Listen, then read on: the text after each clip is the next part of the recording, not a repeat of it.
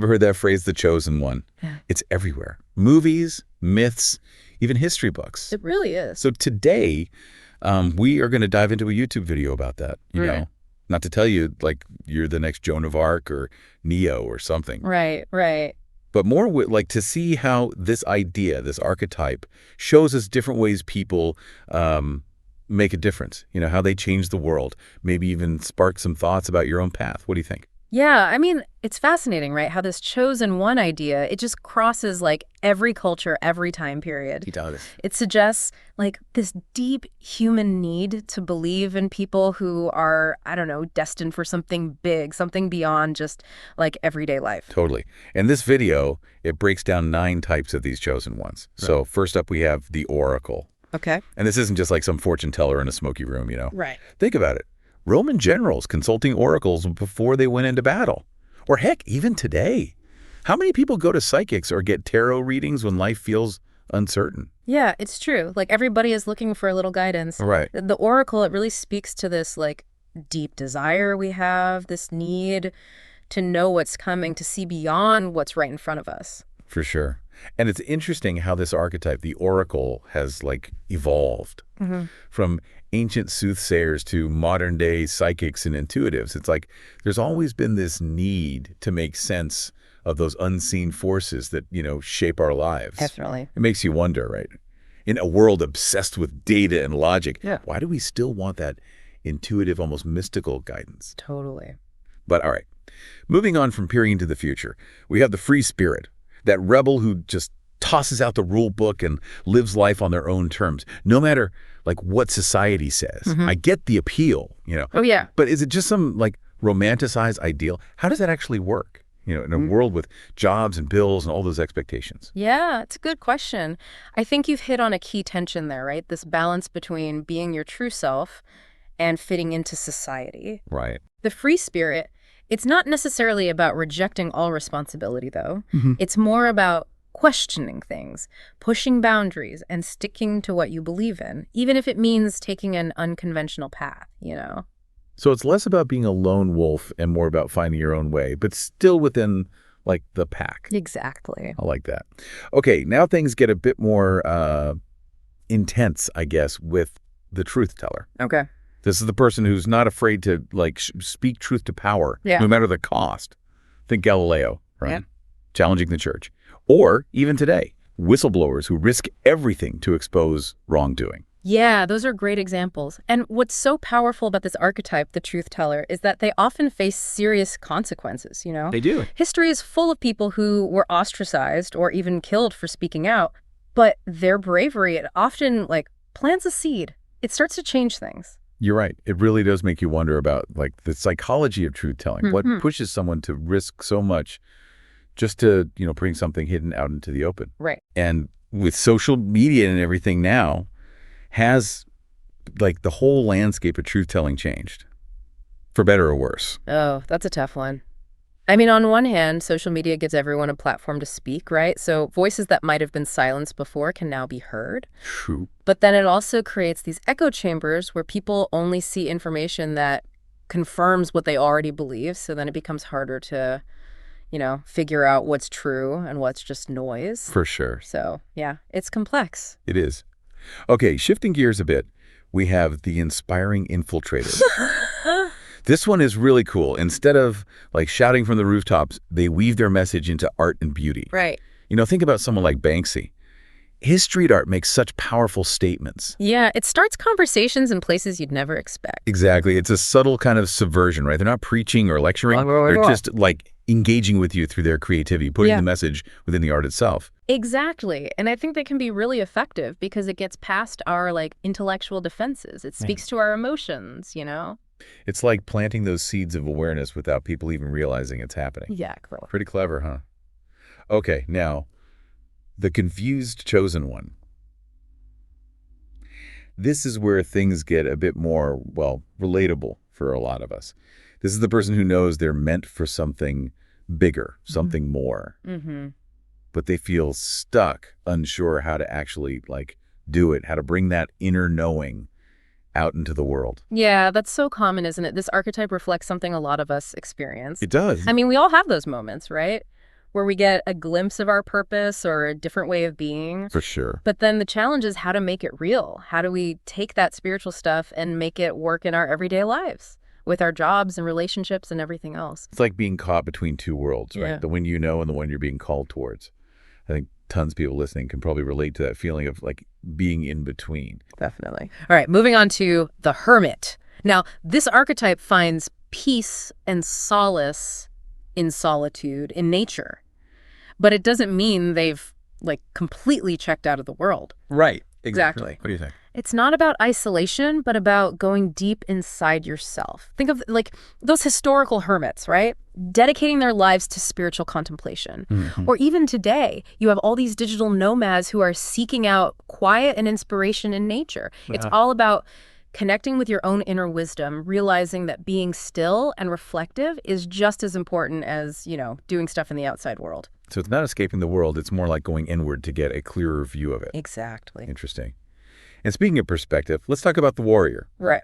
This is the one who's out there fighting for what's right, confronting darkness and illusion head on. Right. But this doesn't have to be literal combat. What are your thoughts? It's more about courage, about being willing to stand up for what you believe in, even when people are against you. This could be like fighting for social justice, challenging harmful beliefs, or even just sticking to your own values when the world's trying to, push you into a box. So it's being a force for good, even if it means going against the grain. Yes. Definitely a powerful archetype, one we see throughout history and, even in our own lives. Okay, for those who believe health is wealth, we have the healer. Okay. This archetype, they're all about well-being, recognizing that our physical, mental, and spiritual health, it's all connected. Yeah, it's holistic, The healer stresses taking care of yourself on every level, not just physically. It's realizing that your body is a temple, not a machine. Right. And that what you eat, how you move, how you think, it all matters. It all contributes to your overall well-being. It's more than just like green smoothies and meditation apps, right? Right. It's the whole way of life. And finally, we get to the elder, the wise sage, the keeper of ancient knowledge, the one who guides humanity. Mm-hmm. What's your take on this one? The elder, they represent experience and wisdom, These are people who've been through a lot, faced challenges, and come out on the other side with insights that can help others. Think of indigenous shamans holding the wisdom of their ancestors. Wow. Or even just that older relative who always seems to give the best advice. Yeah, totally. It makes you wonder, right? In a world that often values youth and like being cutting edge, are we losing touch with the wisdom of those who've come before us? Mm-hmm. And how can we like bridge that gap, tap into that knowledge? It's a good question. Especially since the video mentions these things called transformative ayasa retreats, where people seek out shamans. I'm really curious about that. Me too. It's interesting, right? It is. These retreats, they often use ayahuasca, and they offer this glimpse into the power of ancient traditions, how they can like totally change you. It suggests that even in our tech-driven world, there's still a yearning for these older ways of being, of connecting to something deeper. Yeah, like we're rediscovering what our ancestors already knew, realizing that some truths are timeless. Exactly. But before we jump into that, let's take a second to like really think about these 9 chosen one archetypes. The oracle, the free spirit, the truth teller, the inspiring infiltrator, the confused chosen one, the hermit, the warrior, the healer, and the elder. Yeah, that's quite the list. I know, right? So what really stands out to you about them? And do you see any of these reflected in your own life or in the people you know?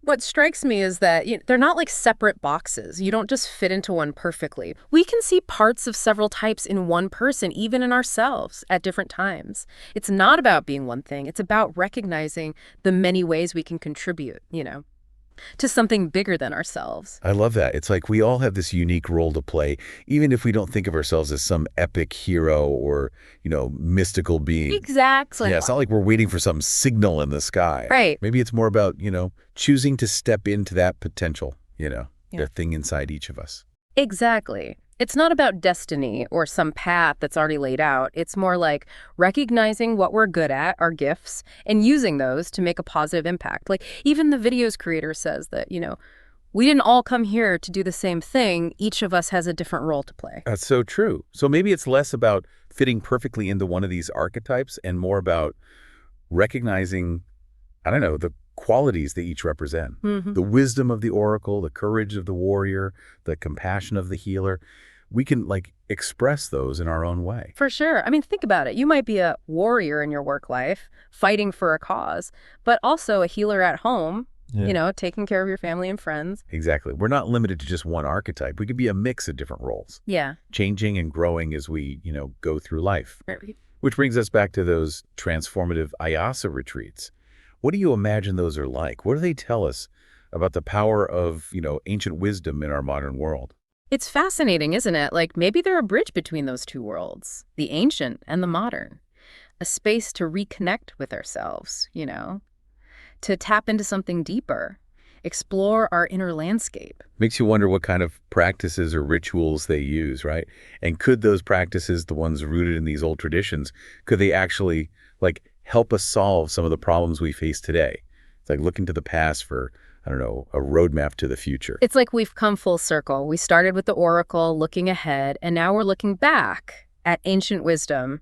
Maybe it's not about choosing one or the other, but like blending them together, honoring the past, but also, embracing the possibilities of the future. It's like what you were saying before about the healer, right? It's not just about physical health, but about recognizing how everything's connected, the physical, mental, and spiritual. Exactly. They all influence each other. It's about understanding that. So maybe the real transformation in these retreats, it's not just personal healing, but like realizing how interconnected we are with everything around us.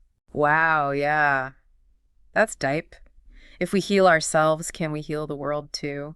It makes you think about how much our actions matter and the potential we all have to change things, It's like that inspiring infiltrator idea we talked about. Just by working on ourselves, embodying those positive qualities, we can subtly influence others, maybe inspire them to do the same. Exactly. We're all connected, right? And even small things like being kind or courageous or wise, they can have a ripple effect, create positive change that goes way beyond us. So maybe the chosen one isn't a single person, but like the potential we unlock together when we all try to be our best selves. I love that. It means we all have a part to play in this, in life's big story. And that by, embracing our gifts and sharing them, we make the world a better, more meaningful place. It's powerful. And it makes me think, how often do we get stuck focusing on what we don't have instead of what we do have to offer? What if we saw ourselves as part of this, I don't know, this giant tapestry, each thread adding its own color and texture to the whole design? Beautiful. It's about seeing the beauty in everyone's uniqueness, in their differences, recognizing that everyone has something valuable to give, even if it seems small. Every act of kindness, every truth spoken, every brave moment, it all adds to the good in the world. And that brings us to you, the listener. If you're out there and you're feeling lost or unsure about what you're supposed to do or doubting yourself, remember this. You are valuable. You're a part of that tapestry. You don't need to wait for someone to choose you. You have the power to choose yourself, to step into your potential, to make a difference in the world, no matter how big or small that difference may seem. What a great message to end on. You have the power to choose yourself, to embrace your gifts, to be a part of something bigger. It's easy to think we need some like huge purpose, to really make a difference. But maybe it's more about the little choices, the everyday stuff. Yeah, I think those little choices, they can add up, create a ripple effect. You really think so? Oh, absolutely. Think about it. Smiling at someone you don't know, helping out a neighbor, or even just speaking up for what's right, even when it's hard. Those might seem small, but they can really affect the people around us. It's like that saying, right? Be the change you want to see. Don't wait for someone else to fix things. Start with yourself, your actions, how you treat people. Exactly. And that's where these 9 chosen one archetypes, they come in handy. They give us a way to see like different paths to making a positive impact, different ways to contribute. So instead of asking, am I the chosen one? Maybe it's more like, what kind of chosen one do I want to be? Yes, exactly that. Which one speaks to you? What qualities do you want to work on, develop in yourself? And how can you use your own talents, your own gifts to make things better? These are good questions. Yeah. And as we wrap up this deep dive, I think it's important to remember this whole journey, figuring ourselves out, making a difference, it's ongoing, right? Yeah, it's a process. Not about reaching some finish line, but about constantly learning and growing. And you never know, maybe along the way we'll inspire others to start their own journey, become the chosen ones of their own lives. Wouldn't that be amazing? A world where everyone embraces their potential and tries to make a positive impact? I think that's a world worth working towards, don't you? Absolutely. And to everyone listening, if this deep dive got you thinking, If you're inspired to learn more about these archetypes, or just to reflect on your own path, keep digging. Keep asking questions, exploring, and choosing to be that change you want to see. Until next time, keep those minds working, and we'll catch you on the next deep dive.